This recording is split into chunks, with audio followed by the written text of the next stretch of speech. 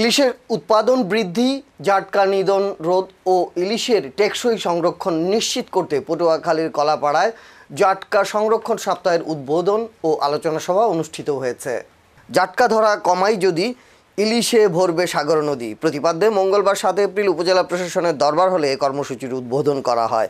ভারপ্রাপ্ত উপজেলা নির্বাহী কর্মকর্তা ইয়াসিন সাদিকের সভাপতিত্বে এতে প্রধান অতিথি হিসেবে বক্তব্য রাখেন পটুয়াখালী জেলা মৎস্য কর্মকর্তা বিজন কুমার নন্দী।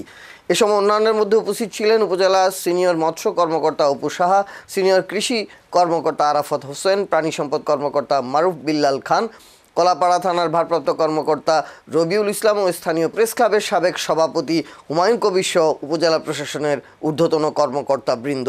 সভায় বিভিন্ন ইউনিয়নের জেলেরা উপস্থিত ছিলেন।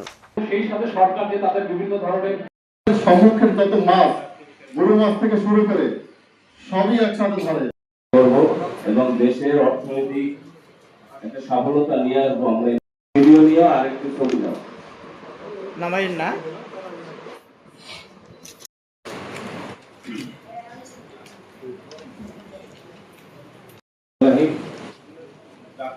সংরক্ষণ দিবস উপলক্ষে আজকে আলোচনা